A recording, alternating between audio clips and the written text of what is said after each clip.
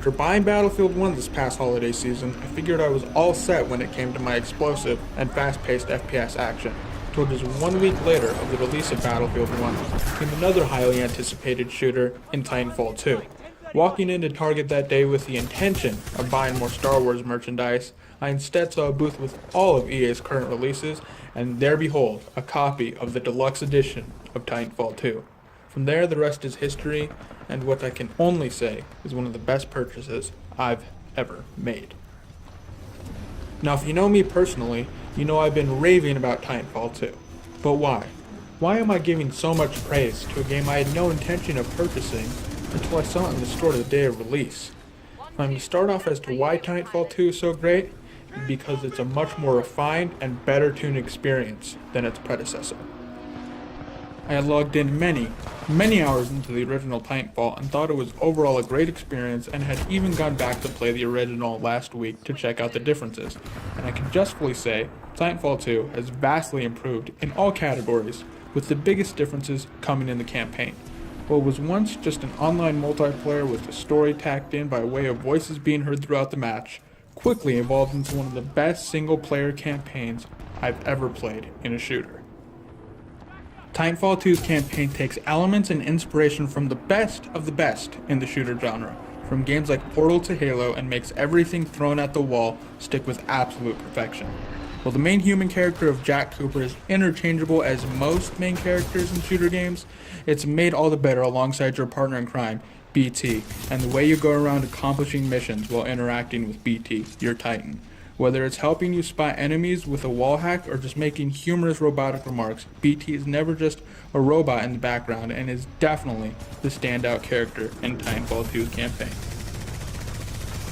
While the story is very similar to other premises in the sci-fi genre, from having to battle your way through a bounty hunter/mercenary team to having to stop a planet-destroying weapon in the final act, the story definitely isn't Shakespeare, but it doesn't need to be, as going from an alternate timeline facility to high among the clouds, hopping from ship to ship, the gameplay will fill in more than enough of what the story might be missing.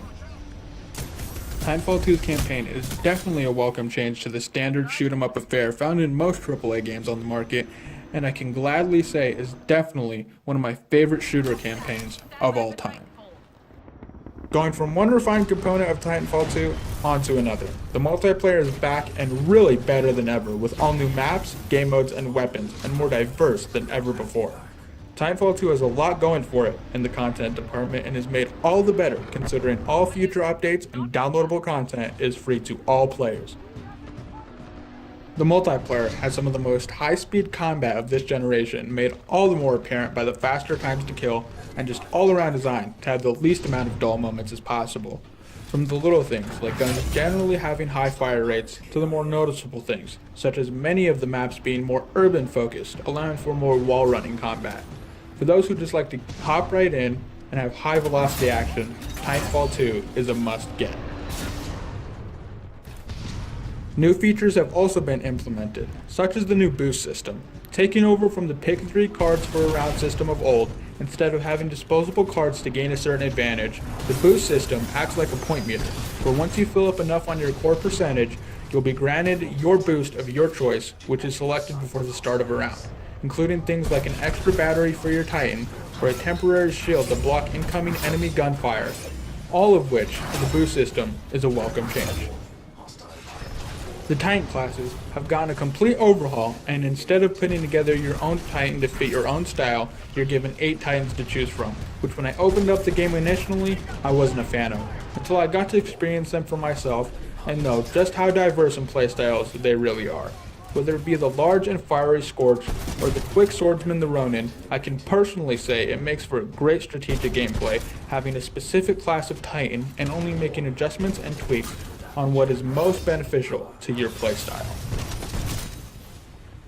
Pilot classes overall are largely the same, with only a few minor improvements, such as no longer being able to equip the Smart Pistol in either the primary or secondary class spots, and there is no extra slot for an anti-Titan weapon, instead taking your secondary weapon slot, which doesn't present itself as a problem now, that your primary weapon has infinite amounts of ammo.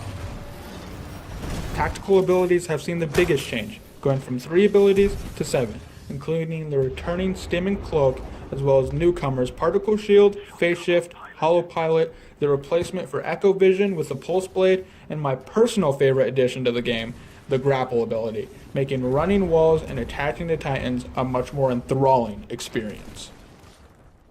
There are many more weapons to choose from, all of which I won't go into detail here, but some of my favorites includes the Devotion, an LMG with an increasing fire rate that deals great hipfire damage as well as taking enemies out in medium range with ease.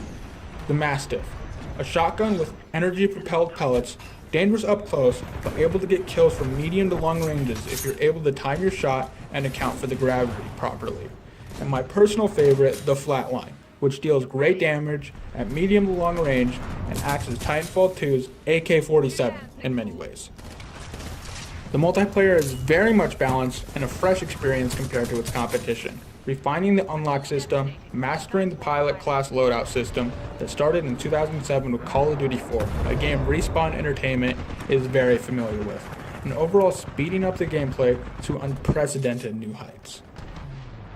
I've really enjoyed Titanfall 2 and has since become my main game to play, overtaking Battlefield 1. It's something I still overall have yet to master and is very enjoyable climbing up the skill tree, and goes to show just how deep the gameplay is in terms of the skill gap, content, and strategy, and more things as well. I'm really looking forward to the next update for the game and hoping Titanfall 2's life cycle is a long one, and if you haven't picked up your copy yet, I absolutely recommend that you do so. Only time will tell what's in store for Titanfall 2's future, but there's no doubt it's surely a promising one. And that'll wrap up my overview on Titanfall 2.